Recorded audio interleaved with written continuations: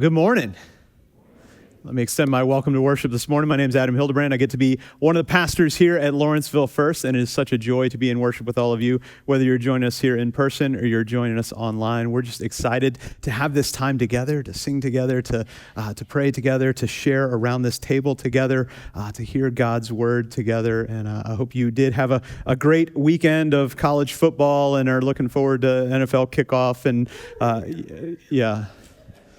In the South, you don't know. Like, there's a lot of people who are like, college football only. And then, you got other people who are like, NFL only. And then the rest of us who are like, yeah, if football's on TV, I'll watch it, right? Like, I'll watch football. I'm excited about football being back. It gives us something to watch, something to talk about. But there are lots of things happening in the life of our church that we can talk about as well. And I invited you last week to spend this month of September in prayer for our church as we gather together around the mission that Jesus has called us to, just to be in prayer for some big things that are on the horizon. But before we get to that, we want to spend a little time talking about some things that Jesus said.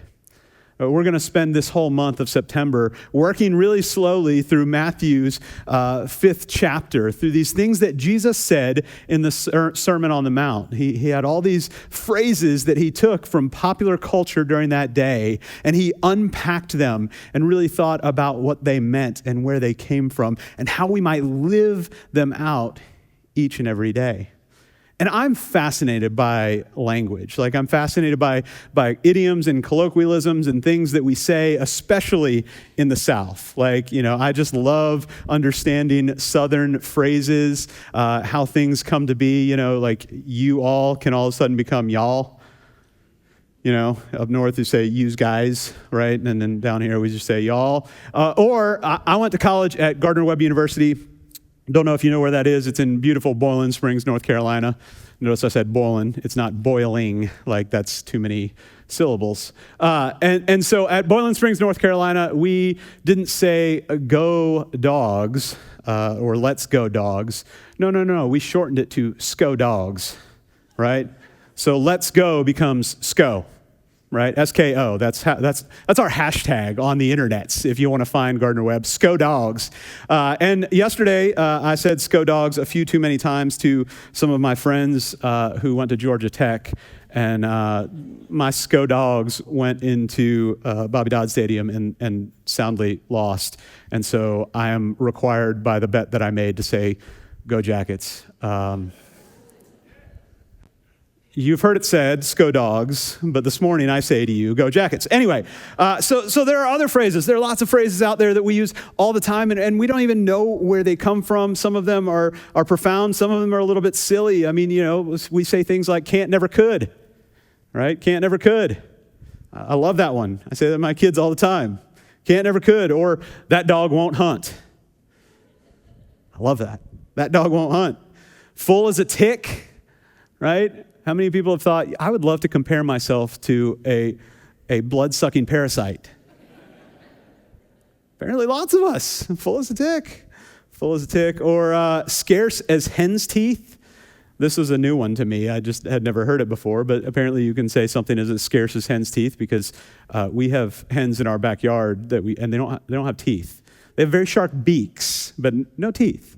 Or if you want to keep in the hen collective, there's madder than a wet hen, which, like, again, our chickens get rained on all the time, and they don't look all that mad. They really look okay, but you could be madder than a wet hen. And then the ever-popular Southern expression, bless your heart, which doesn't mean what you think it means, okay? It is not a kind thing. They don't mean it kindly. When somebody says, bless your heart, they're not really blessing your heart. So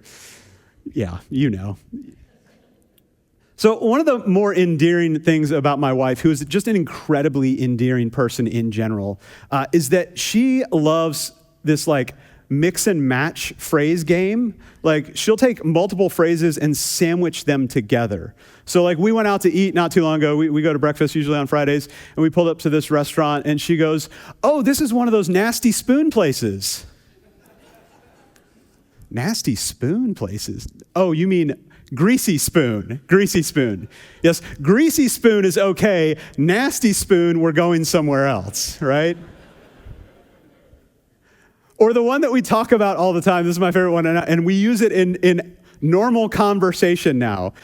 Sometimes when I'm telling a story, I'll get a little distracted, and what she really meant to say was, don't go down that rabbit hole. But instead, what she said was, don't go down that rabbit train.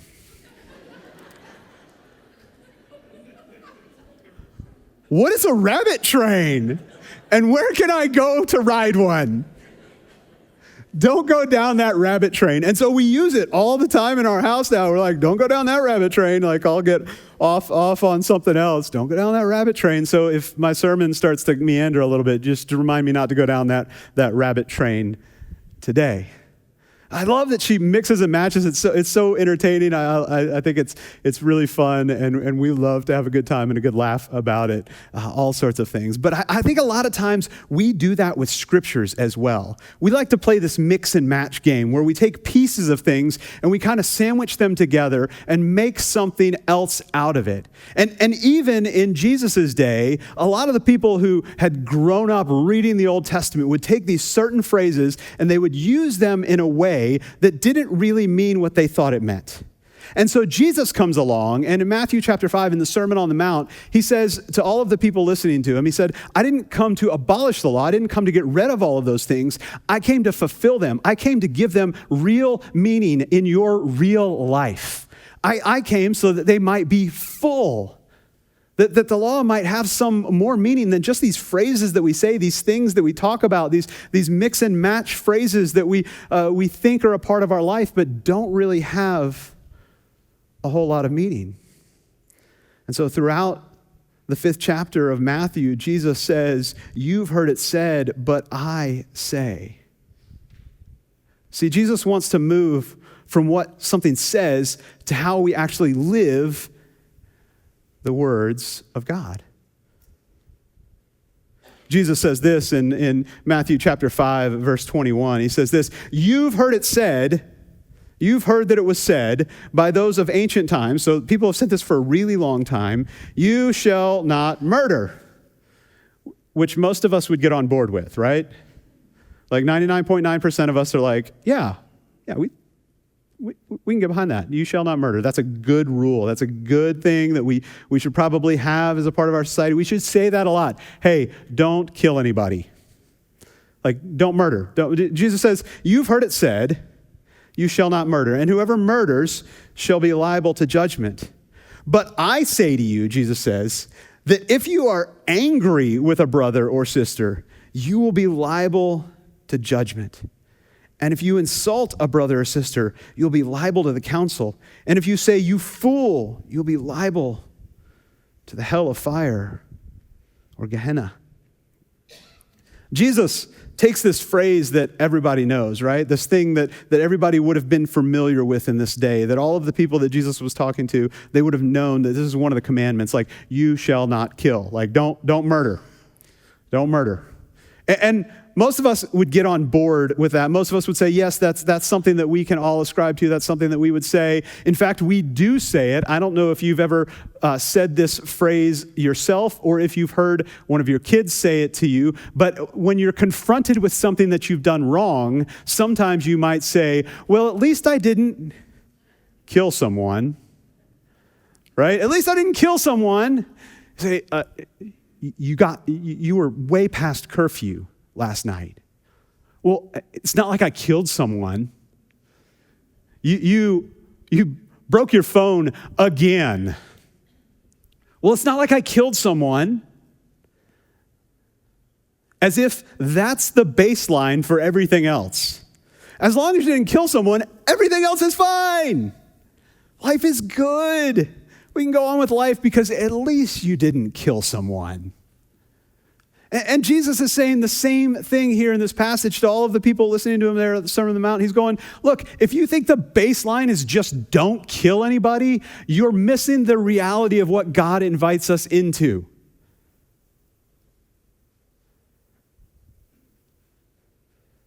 You've heard it said, you shall not murder. But I say to you, even if you're angry, you're liable to the same judgment. Jesus goes further not just about the action, it's about the attitude that goes along with it. It's about something much deeper than the minimum standard.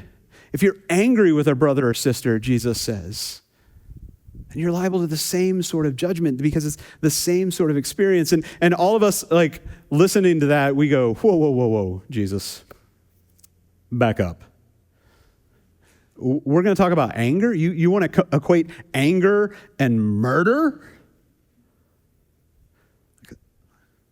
Like I'm the only murderer in the building here? Like anger and murder, like those are two separate things, Jesus. You've gone from preaching to meddling. So if you want to talk about anger, like I just want to say to Jesus, don't go down that rabbit train.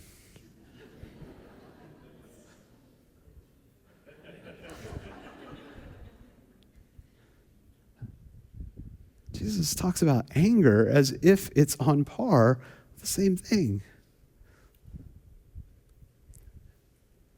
You know, Jesus, come on. I mean, like, anger is not the same as murder.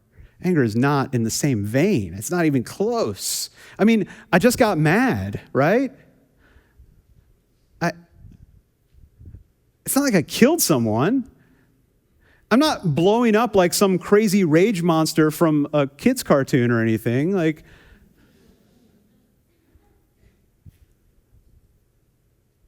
in fact, Jesus, I wasn't even angry.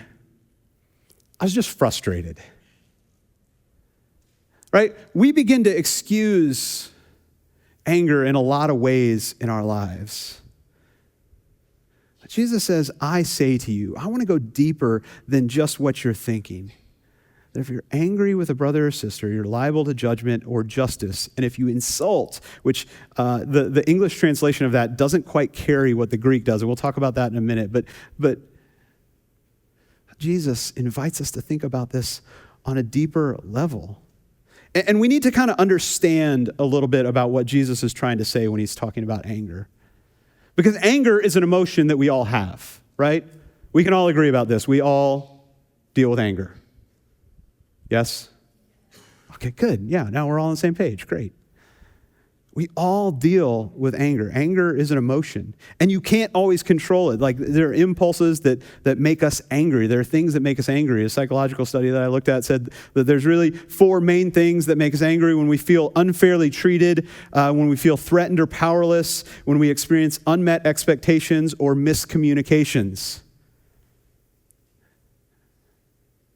The study went on to talk about some of the places that we see that in real life. Like, what does that actually translate into? The things that make us the most angry. And they must have been in Gwinnett County when they did this survey, because the number one thing was traffic. Traffic makes us angry. Traffic makes us angry because we feel powerless. There's nothing we can do about it. You're stuck in traffic. You're stuck in traffic. So we get angry. The emotion comes up. The second one was, you're going to love this, slow internet. Which, let me just say something to all of you these days. Y'all don't even know about slow internet. Let me tell you about this AOL guy that used to exist, where you had to get a phone and you dial up and he'd be like, and you had to wait for the little guy to run across the screen, and he was slow. He was slow. And then you'd finally get connected to the internet, and you're like IMing with your friends, and your mom picked up the phone. You're like, Mom! That makes you angry. Slow internet. The third one, waiting on hold on customer service calls. Because again, we're out of control and we feel like there are unmet expectations and we feel unfairly treated. Like some guy just put us on hold so that they could play solitaire while we're just sitting there listening to this music.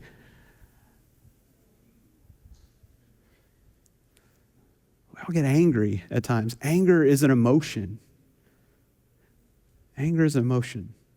And the question is not whether we deal with anger or not. It's to what degree it influences our life and affects our relationships.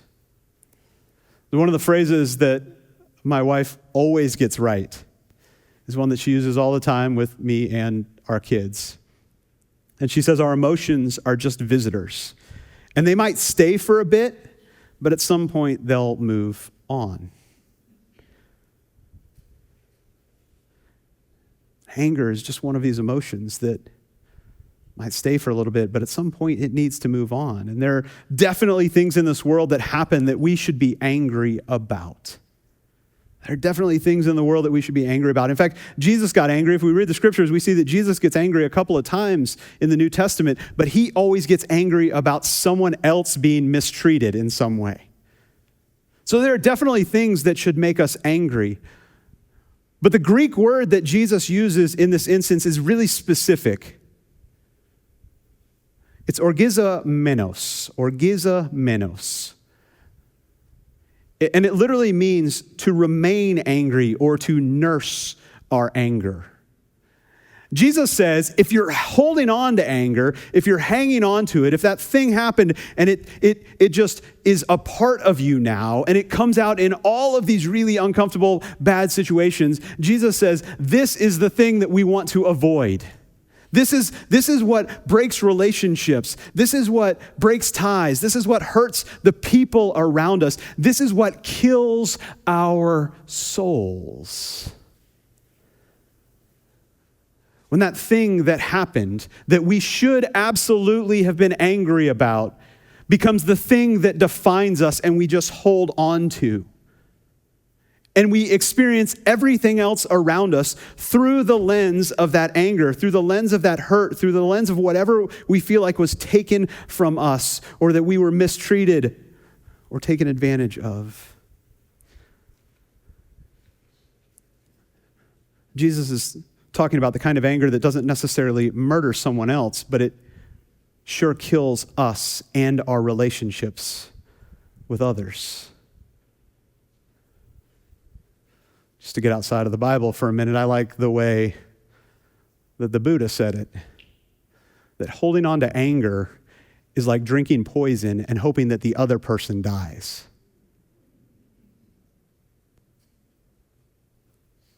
And that's what we do when we nurse this anger in us. And you've been around people like this before. Maybe you are people like this. Sometimes I'm people like this. In fact, I said this at 8:30, a lot of times people on the way out the door after service, they'll be like, oh, you were speaking right to me. Like, I'm just talking to me today, okay? And you get to listen to my inner dialogue. I'm wrestling with what Jesus says. Because I get angry and I hold on to anger and I live out of anger that comes from my past. And I respond to people out of that anger in ways that aren't always the healthiest. And so many of us do this. All of a sudden, something that's not that big of a deal is blown way out of proportion. And you've worked for that boss, and you never said about that boss, you know what I love about my boss is how angrily passionate they are. Like, I love how much they care because they're so angry. No, we don't say that. Or you don't say, you know, my parents' anger really made me a better person. That really helped to shape me in a positive way. No, what we hear is, Dad, why are you so angry? It's just a sock left on the floor. It's not like I killed someone. And we find that we take it to a level of anger in these relationships that we have that draws from something much deeper than just what's happening in that moment. Jesus says we're dealing with orgizomenos, this nursing anger that we're holding on because it's not really about the sock on the floor. It's not really about the dirty dishes that got left over from the night before. It's not really about that project that didn't quite get done to the specifications and we fly off, somebody flies off the handle and they get really mad or we get really mad because we're stuck in traffic and we got somewhere to be and all of these things come up out of us from this anger that we've been nursing that we don't even realize that we've been nursing. And it makes us do and say all sorts of things that break relational ties. it pushes us to demean people in a way that dehumanizes them, which is the essence of what murder is. In fact, Jesus says, if you even insult someone, in the NRSV translation. Now, the Greek word there is raka. Raka. In this language, in ancient Greek, raka was like the worst slur that you can think of to call someone. If you can devalue and debase someone, that's what raka means. And so Jesus says, we're holding on to this anger, we're nursing this anger, and out of this anger, we devalue and debase others. We take away their humanity. They're made in the image of Godness. We say that they're worth nothing. And when they're worth nothing, guess what? We find we're in the same place.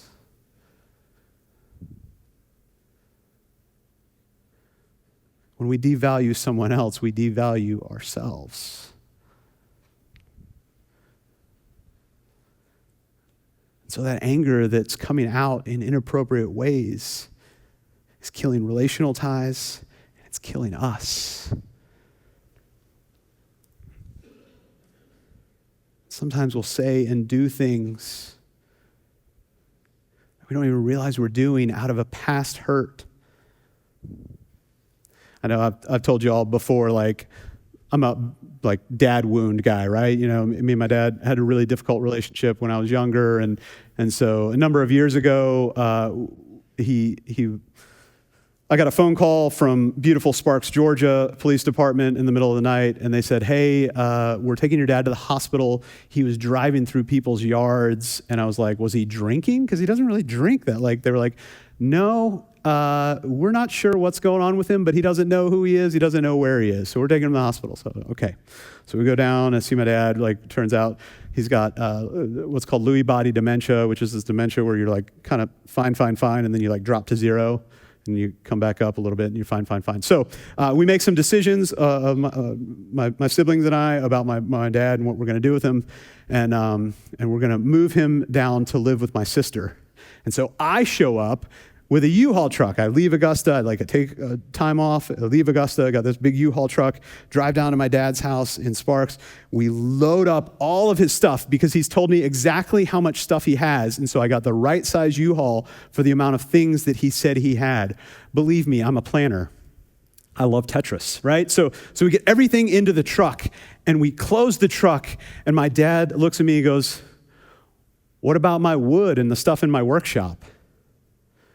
And I was like, "What do you mean, the wood and the stuff in your workshop?"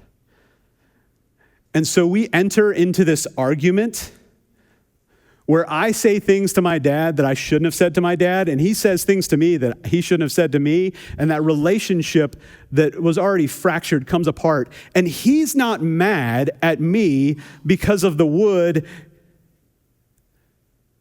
in his workshop. And I'm not angry at him because of the wood in his workshop. We're both drawing out of past pain. So we get in the truck, we drive his stuff 6 hours to Florida. I unload the truck. It was the quietest 6 hours we've ever had. We get back in the truck and we drive back to Sparks, Georgia. And I throw all of the wood and stuff from his workshop into that U-Haul truck. I can't believe I got the deposit back. I was so mad that wood became like caber tossing.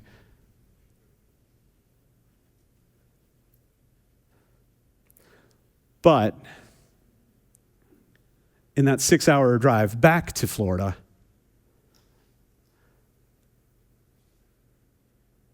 I was able to reflect a little bit and realize who I was actually angry with or what I was actually angry about. I wasn't angry about the moment. I was angry about a lot of other moments.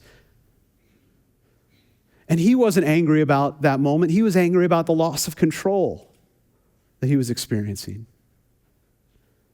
And so both of us were coming at this from anger that wasn't really a part of the moment. And for all of us, we've got to realize that when we're angry, it's so important for us to pause and say, what am I angry about? Because more often than not, anger is an anchor that pulls our past into our present and affects our future. Anger is an anchor. This weight that we carry around, that we nurse, that we're kind of proud of sometimes. We just hold on to it. And we live out of it. And Jesus says, there's something we can do about it. Verse 23 says, so when you are offering your gift at the altar, if you remember that your brother or your sister or your dad has something against you, leave your gift there before the altar and go first.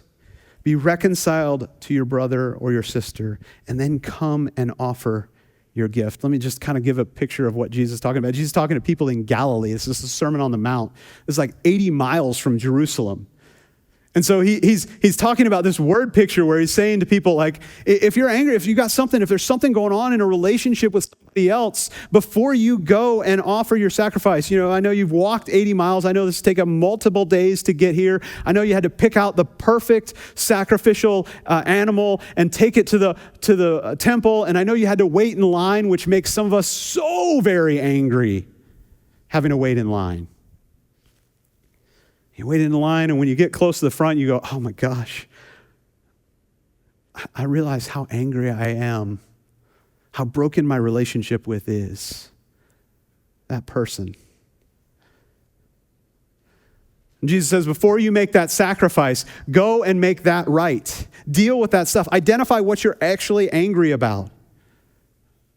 Because if we're offering sacrifice, if we're worshiping, if we're saying all these things about God, but our relationship with the people around us doesn't reflect our relationship with God, then we have to deal with that first.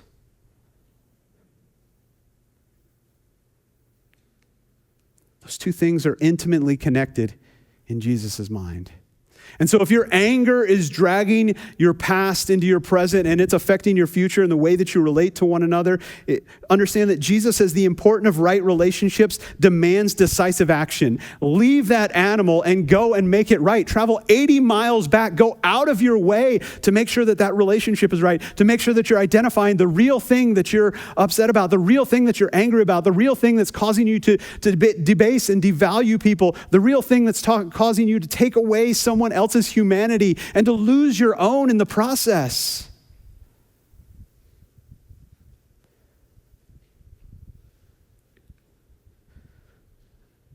Jesus says these are more than just Old Testament rules to understand. It's a principle of relationship. To identify who we're angry with and to begin the process of reconciliation, which starts with us. Just identifying who or what we're actually angry about.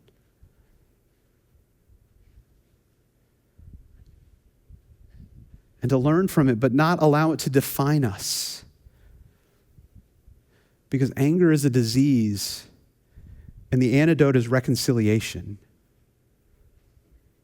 And see, reconciliation releases us for a better future. Anger drags our past into our present and affects our future, but reconciliation releases us for the future that Jesus has for us, for an opportunity to live a full life. Not free from anger, we're still going to get angry, but free from nursing that wound, free from nursing that thing, free from nursing that experience that affects all of our other experiences. That doesn't allow us to be in real relationships with one another or with our Heavenly Father. Because we're constantly angry.